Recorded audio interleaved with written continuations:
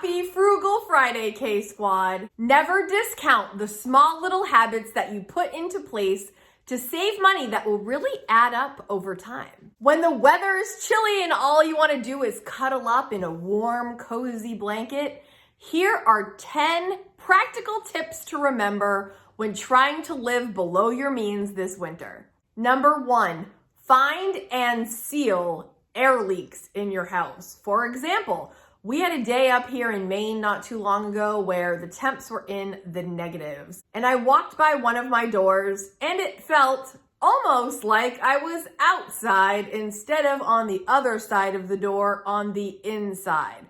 I had a wreath hanging on my door still from the holidays, and I had that door hanger thingy, that thingy holding the wreath, and you could actually see outside right through the hole.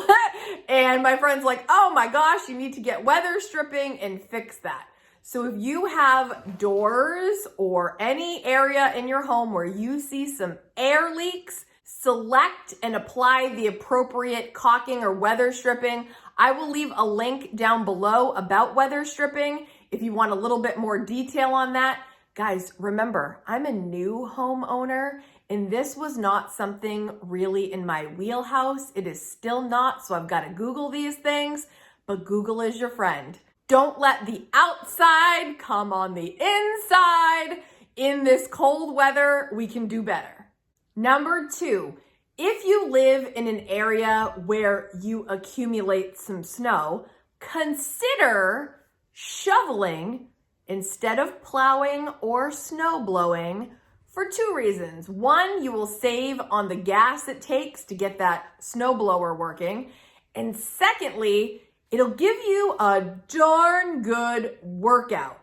But if you live in a place where it's heavy snowfall and you're gonna actually pull something or break something out there, I don't recommend this one. But if there's an opportunity to get out and shovel a little instead of wasting the gas and, burning some calories as a side effect, maybe consider it.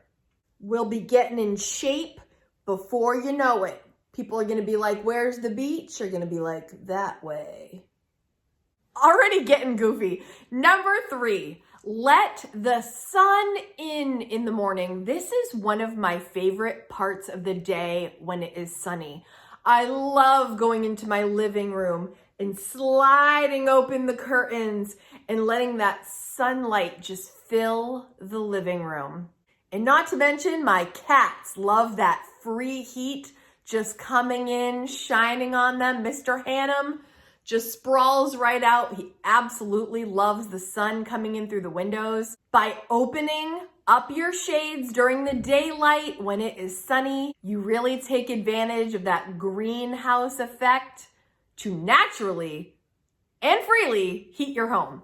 Number 4, do the opposite at night. Close those curtains up when the sun goes down, because windows can actually be a source of heat loss if they're not as insulated as your walls. So just close them up. Sun goes down, close it down, prevent the chill in the air, draft coming from the window. And also something to consider is to purchase insulated curtains to maximize the energy efficiency of your windows.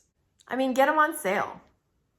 The number 5 practical tip to live below your means this winter is to turn down your heat a few degrees at nighttime and also when you are gone for the day. I don't make a big deal of this, K-Squad, but at nighttime, I'll turn down my heat a few degrees. Your body temp lowers at night. And quite personally, I'm that girl that loves to be under the warm covers, usually with one foot out, because I'm like, I'm too hot, I'm too cold. Please let me know in the comments. Are you that person that has one leg out because you just can't get the right temp? That's me. But I'm cozy, warm, under the covers, wearing the appropriate clothing for bedtime to be at a good temperature that is comfortable, not too cold, not too hot. I'm like Goldilocks. And the other time I like to turn it down is when I'm gone for the day. When I come home, I like to just bump it up a couple degrees, warm it up a little bit when we're starting our evening. But then again, at nighttime, just a little bit down. I'm not like fluctuating it largely, but just by a few degrees, it can help you save a little bit on your heating bill and keep you nice and comfortable. We are halfway through the video. If you are enjoying these reminders on how to live below your means this winter, type in the comments, heck yeah. Number 6, this is one of my favorite yet very obvious ones. Stay warm with clothes and blankets. It's much more cost efficient to just put on some layers, but even me, sometimes I forget this because I'm like a shorts and barefoot kind of girl. So once in a while, I'll just be walking around in my shorts and my bare feet in the dead of winter, and all of a sudden I get a chill and I'm like, I'm cold. Yeah, it's 19 degrees out, Kate.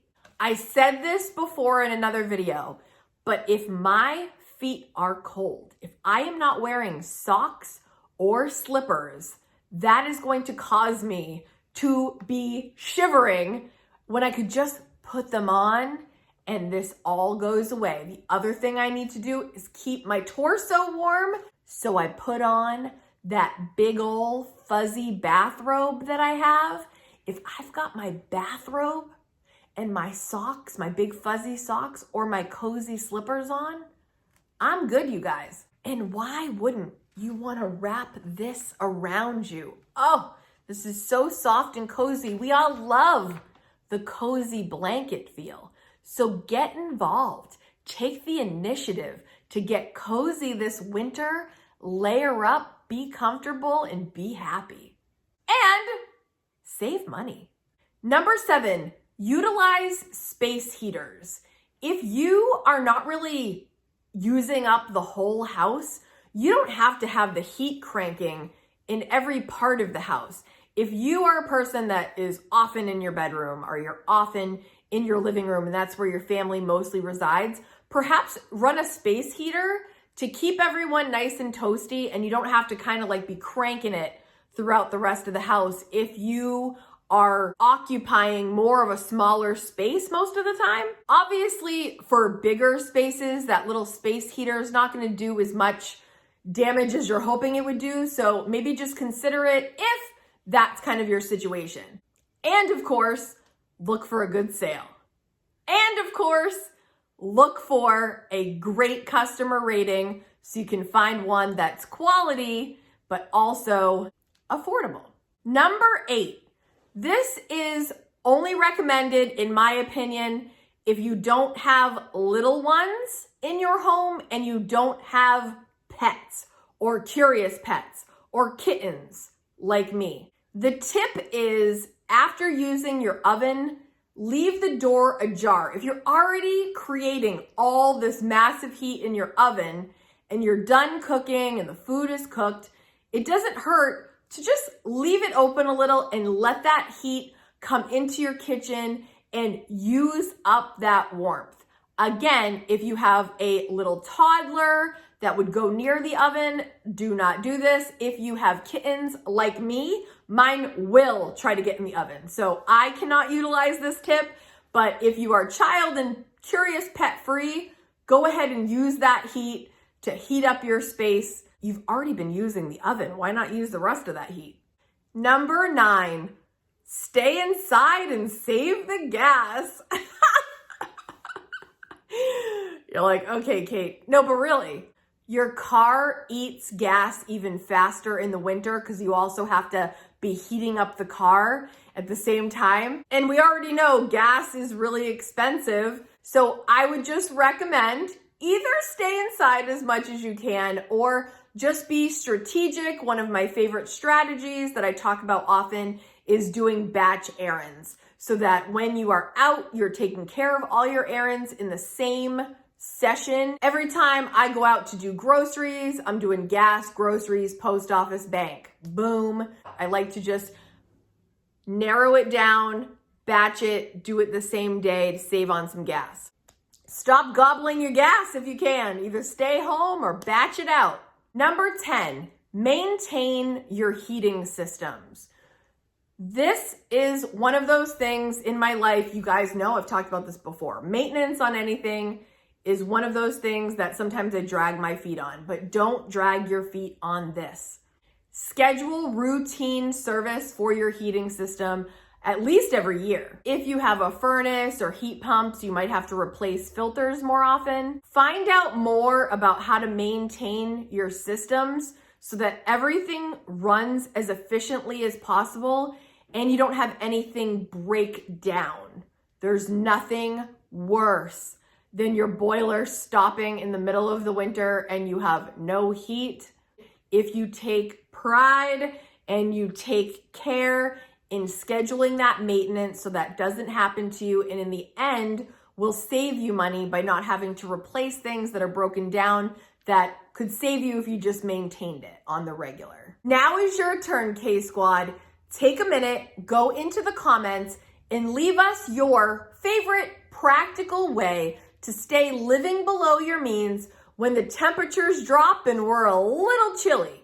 If you love talking about frugal living, budgeting, saving money with a sprinkle of minimalism, hit subscribe so you never miss a video. And if you would be so kind, take a second to smash that like button. It helps this video get to others that want to talk about this as well. If you are enthusiastic about living below your means and saving money, I'm going to leave you a couple more videos here for you to watch next with more tips to help you on your journey. Thank you so much for dropping in for your weekly dose of frugal inspiration. I will see you next week. Bye, guys.